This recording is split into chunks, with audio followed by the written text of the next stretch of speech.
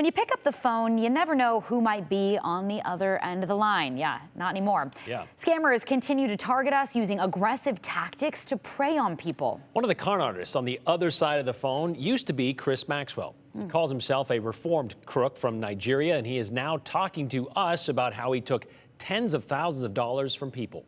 News Channel 7's Jude Binkley sat down with Maxwell, and he takes us inside the mind of a scammer. Jude? Well, Brian, local police say that scammers have stolen hundreds of thousands of dollars from people here in our communities. And with new technology and more ways to reach people, scammers have more ways than ever to prey upon victims. The next time your phone goes off, pay attention to who's calling. It could be a scammer. We're calling to reach you about your car's extended warranty. They prey on your humanity. Those scammers have stolen thousands of dollars from people in our communities. It could be in the tens of thousands to hundreds of thousands. We've had people lose their houses, lose their entire retirements, lose their marriages. Many of those scammers are from overseas, where scamming is a common job. There's a lot of people here that do scam. People survive on that. People like Chris Maxwell. He's since changed his ways, but admits to scamming people over a period of 5 years.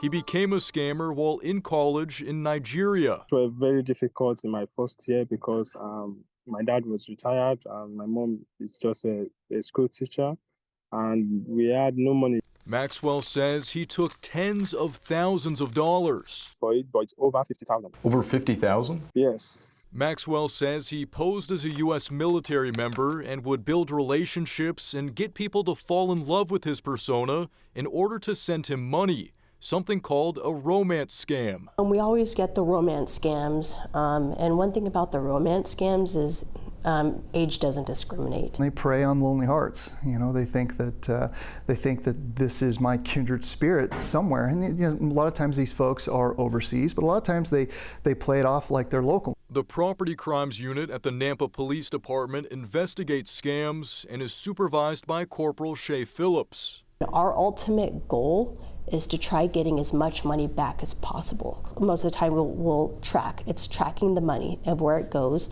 Once it hits out of state, we'll track that, and most of the time, unfortunately, it is out of country. Sergeant Clint Wilbur says scammers target all kinds of people with high-pressure tactics. These people are they're charismatic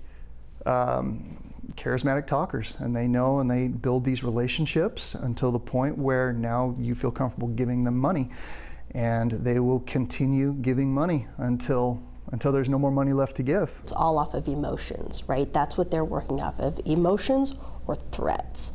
Or a sense of urgency, like with authority scams, where a scammer pretends to be a police officer. Professional nurse out of Twin Falls, we handled a scam where she was told she was on telephonic arrest. You are under telephonic arrest.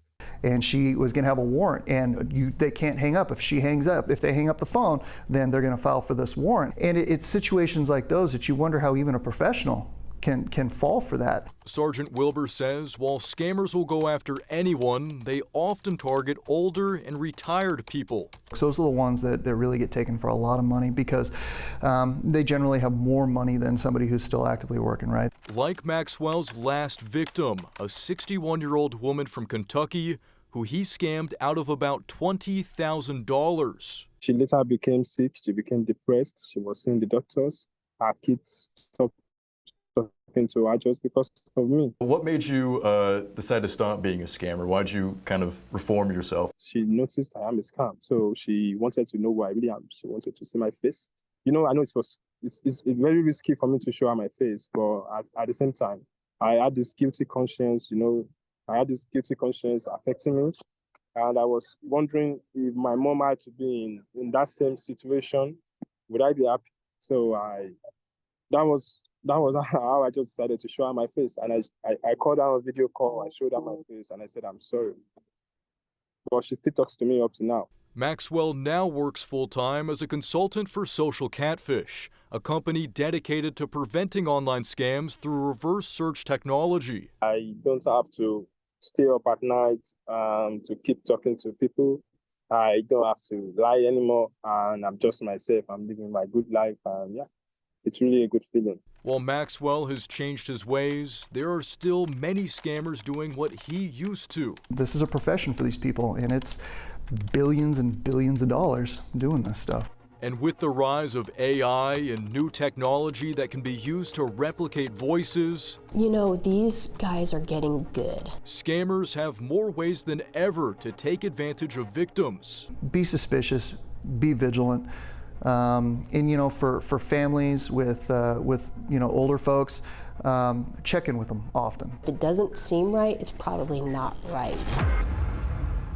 And outside of staying vigilant and being cautious, Nampa police also say you can protect yourself from scammers by verifying who you're talking to. You know, if someone calls you claiming to be the police, look up and call the number of their dispatch. Police will never ask you to pay for anything over the phone. If someone asks for payment in Bitcoin or prepaid gift cards, that's a huge red flag. And if you're talking to someone online, like through Craigslist or Facebook Marketplace, make sure it's a real person before you click on any links or send them money.